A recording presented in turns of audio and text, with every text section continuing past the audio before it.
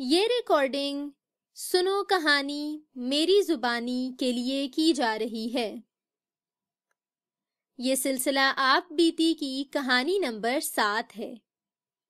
اس کا عنوان ہے قالین، جسے تحریر کیا ہے مریم وزیر نے، اور میں ہوں قصہ گو قرۃ العین۔ مجھے آج ہی اس گھر میں لایا گیا تھا۔ وہاں گودام میں پڑے پڑے تو میں اکتا سا گیا تھا۔ وہاں کبھی تو لٹا دیا جاتا اور کبھی رول کر کے کھڑا کر دیا جاتا۔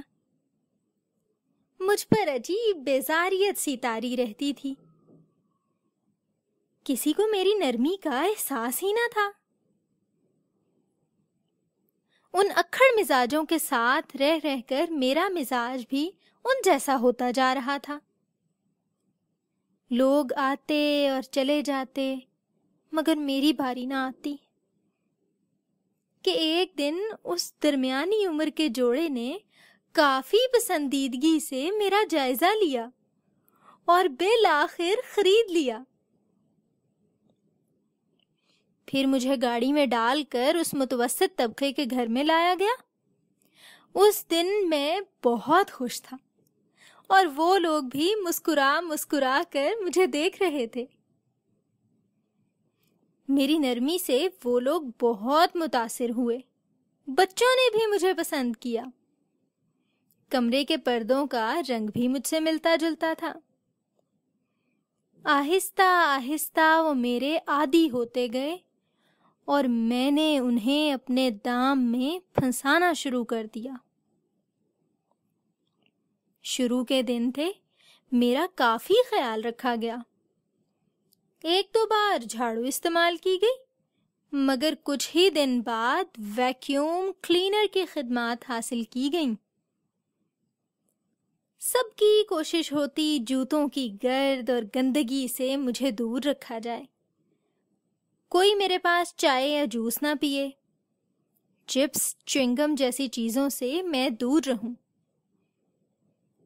یہاں صفائی تو ہوتی تھی، مگر بچوں کے گھر میں آخر کب تک یہ سب چلتا؟ میں بھی یہ سب خاموشی سے دیکھ رہا تھا اور مناسب وقت کے انتظار میں تھا۔ پھر آہستہ آہستہ میری ناقدری کا وقت شروع ہو گیا۔ کون تھا جو میرے پاس نہ بھٹکا؟ چائے، جوس، کولڈ ڈرنک سے تو میرا یارانہ تھا۔ چنانچہ اب وہ ہوتے اور میں ہوتا۔ صرف یہ ہی نہیں بلکہ میں تو شوں شوں کی مہک کا دیوانہ ہوں۔ سالن کی بو بھی اچھی لگنے لگی تھی۔ جوتے مجھے مرغوب ہیں، چاہے وہ گھر کے استعمال کے ہوں یا باہر کے۔ اور پھر میرے اندر کا بغض و عناد بھی باہر آنے لگا۔ میں جو اتنے عرصے تک خاموش رہا، چپ رہا، بیزاریت والی زندگی گزاری، اپنی نرمی کے چوغے سے باہر نکلنے لگا۔ دراصل میں خاموشی سے اپنا کام کر رہا تھا۔ مٹی آتی اور میں اسے اپنے پاس بٹھا لیتا۔ بال اڑتے ہوئے گزرتے تو انہیں اپنے پاس دبکا لیتا۔ ہوا کے دوش پر آئی ہر چیز میری تھی۔ ساتھ ہی اگر کوئی مکھی، مچھر، لال بیگ اور چیونٹی فوت ہو جاتی تو انہیں میں اپنے اندر دفن کر لیتا۔ پہلے تو منو کو کھانسی شروع ہوئی۔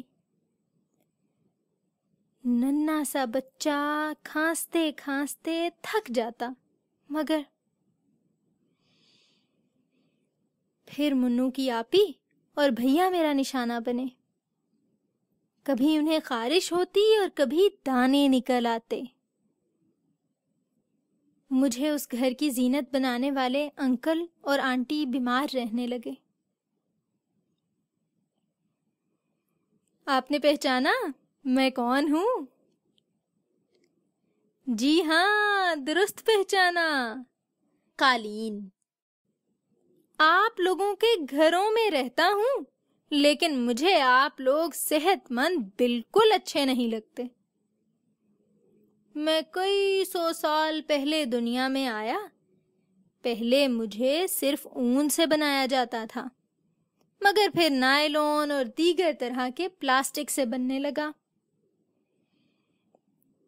میرے کچھ فائدے بھی ہیں۔ میری موجودگی سے کمرہ آرام دہ لگتا ہے اور سردیوں میں کمرے گرم رہتے ہیں، مگر میں نقصان بھی پہنچاتا ہوں۔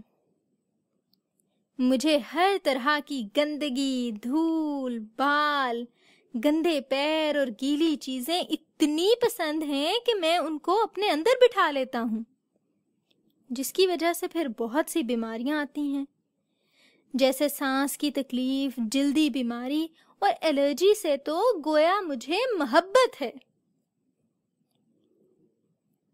تو بچوں، یہ سب تو میں نے آپ کو بتا دیا۔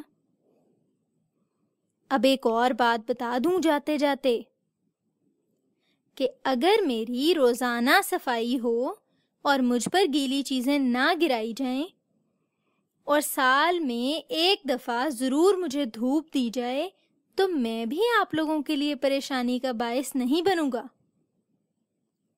اچھا جی، چلتا ہوں۔ امید ہے آپ لوگ میرا خیال رکھیں گے۔ یہ تھی آج کی کہانی قرۃ العین کی زبانی۔